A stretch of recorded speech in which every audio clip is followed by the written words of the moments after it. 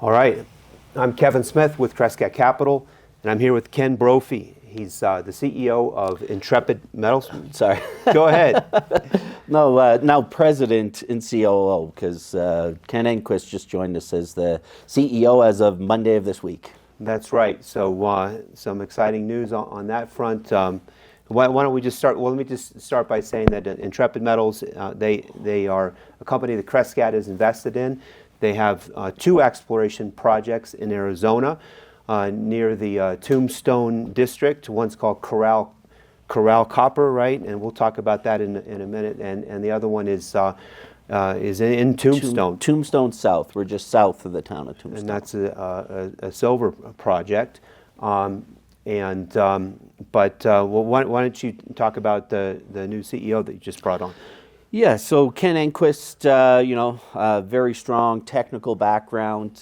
He's been involved in both juniors, but as well as majors over the last number of years, working for a number of majors. So it's great to have him on board, and I certainly look forward to continuing to work with Ken and continue to build out the company. I'm sure we will have more additions to the team as we continue to grow. Because as you know, Kevin, we're a relatively new company. We only started in May of 2022, and we wanted to first focus on building out a strong portfolio of all drill-ready projects, which we've done. Now it's time to start moving some of those forward. And you've had some really good success drilling, especially at Corral Copper, and even before you started drilling, you've had success basically in getting the Hatfields and the McCoys to come together, right? Tell the audience a little bit about that.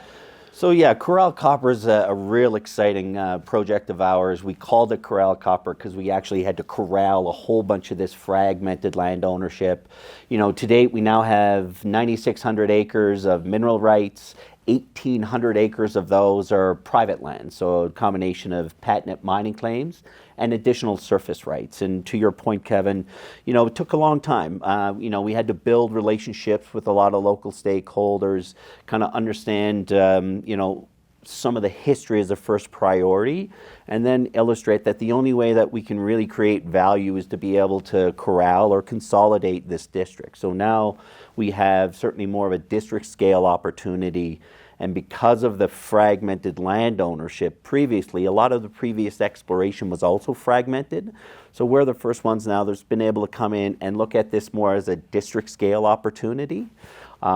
We raised $6.6 million to start the year in January in very tough market conditions, and I think that helps illustrate the strength of both the team that we have as well as the assets. And we started drilling because within patented mining claims, we didn't really need to seek permits, right? That's the holy grail of having patented mining claims is it's private lands.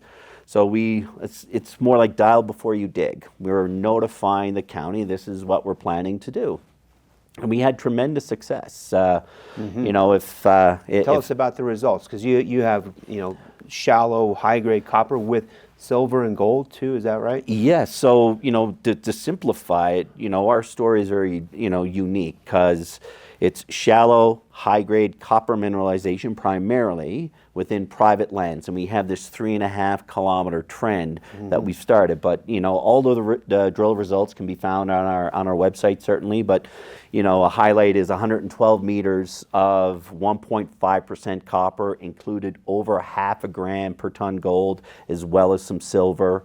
So when I look at a lot of the success from the drill bit thus far within this 3.5-kilometer trend, I see mineable widths and mineable grades again within private land. So for a company with only a $20 million market cap, we only got 45 million shares outstanding. I often like to say we're just scratching the surface, which is true, because some of our drill holes are essentially coloring in mineralization. Great.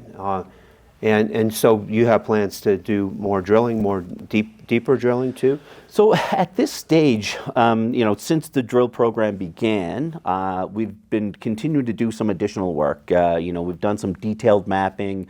We're reinterpreting some of the historical geophysics that we've been able to acquire. We've done some other, smaller studies, and we've identified a number of new target areas. So most of the target areas we've identified are still within our private lands, makes it easy for drilling, and most of them are still going to be relatively shallow. So while the source of all this mineralization that we've been able to drill thus far is yet to be discovered, so i.e. the elusive porphyry. I think we're going to continue to focus on trying to create shareholder value by continuing to drill out some of the shallow, Well, if you have high grade at surface, I mean, that's where you should focus, right? Well, a unique analog to our Corral Copper is the Copper Queen mine in Bisbee. And the Copper Queen mine in Bisbee had 53 million tons of 6% copper. And that was a rather small condensed. Then they found the porphyry, and that porphyry they operated for the next 60 years. But you look at the most favorable host rock at the Copper Queen mine, the Abrigo limestone units, we have the same, and we also have very high grade. While it was within a meter and a half, we drilled through 20.2% copper, 8.5 grams per ton gold, and 250 grams silver. So this district and the geological setup is known for high grade mineralization near surface, and that's what we're going to continue to focus on in the near term. Well, that sounds good. One of the reasons we originally got invested is Quentin, our geologic and technical director at Crescat, was also really excited about your Tombstone project. Can you talk a little bit about that too? Most certainly, yeah. Tombstone South is another real exciting project. Some of our technical staff as well are eager for us to drill that target. So Tombstone South is similar to the Arizona mining story, where there was previous drilling, shallower drilling, just mostly in the sediments, but they never tested or got into the favorable host rocks of the limestone units just below. So we acquired the asset. We've done, the first thing we completed was a large dipole IP survey, just so we could see a little bit deeper, because we wanted to see if we could see anything in that upper units of the limestone units. And we identified this large and strong chargeability anomaly. So it is a bit of a deeper target. We'd expect to get into the target area around 600 meters. So we'd likely be looking at, 1,000-meter holes. But at the end of the day, as we all know, that's not as uncommon these days. But the strength of that geophysical anomaly, the location of it up in the upper stratas of the limestone units, but also adjacent to the major fault, because there is a porphyry off to the northwest of our property. It's a lower grade porphyry, uneconomic, but the importance in it, as Quentin and many other people would know, it helps drive that mineralization that we're excited to be able to see from the drill core in the months ahead. We're hopeful that we'll be able to start up drilling again later this fall, but certainly into the beginning of next year, and we'll look to drill both Corral Copper as well as Tombstone South, and it's unique. They're only about 30 kilometers from one another, so we can utilize a lot of the same logistical setup of core facilities and equipment. Okay. Well, Ken Brophy, Intrepid Metals, encourage you to go check out the company presentation on their website. And it's a story that Crescat is happy to be involved in.